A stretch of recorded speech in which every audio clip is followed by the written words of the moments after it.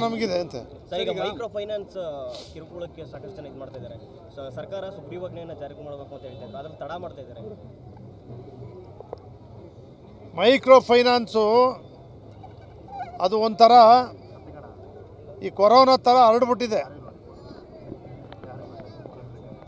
ಎಲ್ಲ ಕಡೆ ಜಾಸ್ತಿ ಆಗಿದೆ. ಮತ್ತೊಂದು ಕಡೆ ನೀವು ನೋಡ್ತೀರಿ, ಯಾರೋ ಬಂದು ಒಂದೊಂದು 1000 ರೂಪಾಯಿ ಕಟ್ಟಿ 10,000 ಬರ್ತದೆ, 10,000 ಕಟ್ಟಿ 1,00,000 ಬರ್ತದೆ ಅಂತೇಳಿ ಮಾಡಿ ಅದಕ್ಕೂ ಜನರು ಮಾರೋಗಿ ಕೊಳ್ಳೆ ಹೋಗ್ತಾ ಇರ್ತಕ್ಕಂಥದ್ದು ಕೂಡ ಇವತ್ತು ನಾವು ಕಾಣ್ತಾ ಇದ್ದೇವೆ. ಅದಕ್ಕೂ ಸಿಕ್ಕಿ ಬಲಿಯಾಗ್ತಾ ಕಾಣ್ತಾ ಇದ್ದೇವೆ.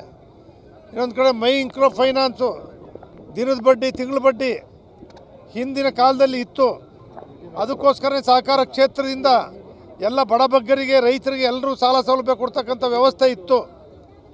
ಆದರೆ ಇವತ್ತು ಅವರೆಲ್ಲರೂ ಕೂಡ ಯಾವ ರೀತಿ ಸಾಲ ಸೌಲಭ್ಯವನ್ನು ಹೆಚ್ಚು ಕೊಡ್ತಕ್ಕಂಥದ್ದನ್ನು ಪರಿಣಾಮಕಾರಿಯಾಗಿ ಕೇಂದ್ರ ಸರ್ಕಾರನೂ ಕೂಡ ಬಡವರಿಗೆ, ಅದು ಕೈಗಾಡಿಗೆರು ಇರ್ಬೋದು, ತರಕಾರಿ ಮಾರರು ಇರ್ಬೋದು, ಸಣ್ಣ ಪುಟ್ಟ ವ್ಯಾಪಾರ ಮಾಡ್ಕೊಂಡು ಜೀವನ ಮಾಡ್ತಕ್ಕಂಥವ್ರು ಕೂಡ ಯಾವ ಸುಗ್ರೀವಾಜ್ಞೆಯನ್ನು ತಂದು ಇವತ್ತೇನು ಮಾಡ್ತಾಯಿದ್ದಾರೋ ಅದು ಅಧ್ಯಯನ ಮಾಡಬೇಕು.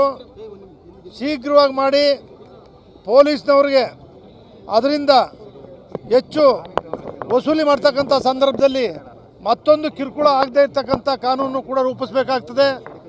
ವಸೂಲಿನ ತಡೆಯೋಕ್ಕೆ ಹೋಗಿ ಯಾರ್ಯಾರನ್ನೂ ಅರೆಸ್ಟ್ ಮಾಡ್ತಕ್ಕಂಥದ್ದು, ಇಲ್ಲೀಗಲ್ ಆಗಿ ಮಾಡ್ತಕ್ಕಂಥದ್ದು ಕೂಡ ಬರುತ್ತೆ. ಅದೆಲ್ಲವನ್ನು ಕೂಡ ಅಧ್ಯಯನ ಮಾಡಿ, ಯೋಚನೆ ಮಾಡಿ ಈ ಮೈಕ್ರೋ ಫೈನಾನ್ಸನ್ನು ತಡೆಗಟ್ಟತಕ್ಕಂಥದ್ದಕ್ಕೆ ಸುಗ್ರೀವಾಜ್ಞೆ ತರಲೇಬೇಕು. ತರ್ತಕ್ಕಂಥ ಸಂದರ್ಭದಲ್ಲಿ ಈ ಎಲ್ಲ ಆಲೋಚನೆಗಳನ್ನ ಮಾಡಲೇಬೇಕಾಗ್ತದೆ. ಸುಗ್ರೀವಾಜ್ಞೆ ಒಳ್ಳೆ ಉದ್ದೇಶದಿಂದ ಏನು ತರ್ತಾರೆ ಅದು ದುರುಪಯೋಗ ಆಗ್ತಕ್ಕಂಥದ್ದನ್ನು ಕೂಡ ತಡಿಬೇಕಾಗ್ತದೆ. ನ್ಯಾಯಯುತವಾಗಿ ಮಾಡ್ತಕ್ಕಂಥವ್ರಿಗೆ ರಕ್ಷಣೆಯನ್ನು ಕೊಡಬೇಕಾಗ್ತದೆ. ಯಾರು ಇಲ್ಲೀಗಲ್ ಮಾಡಿ ಈ ರೀತಿ ಪ್ರಾಣಹತ್ಯೆಗೆ ಕಾರಣೀಭೂತರಾಗ್ತಿದ್ದಾರೆ ಅವ್ರಿಗೆ ಶಿಕ್ಷೆ ವಿಧಿಸ್ತಕ್ಕಂಥದ್ದು ಕೂಡ ಆಗಬೇಕಾಗ್ತದೆ. ಮತ್ತೊಂದು, ಬಡವರಿಗೆ ಯಾವುದೇ ನೆರವೇ ಇಲ್ಲದೆ ಈ ರೀತಿ ಬಡ್ಡಿಗೆ ಹೋಗ್ತಾ ಇದ್ದಾರೆ, ಅದಕ್ಕೆಲ್ಲ ರೀತಿಯ ಹಣದ ಸಾಲ ಸಹಾಯವನ್ನು ಸರ್ಕಾರ ಇರ್ಬೋದು, ಬ್ಯಾಂಕ್ಗಳಿರ್ಬೋದು ಕೊಡ್ತಕ್ಕಂಥದ್ದಕ್ಕೆ ಕಾರ್ಯಕ್ರಮಗಳನ್ನು ಕೂಡ ಜೊತೆಲೇ ರೂಪಿಸಬೇಕು ಅಂತೇಳಿ ನಾನು ಆಗ್ರಹಪೂರ್ವಕವಾಗಿ ಮನವಿ ಮಾಡ್ತೇನೆ.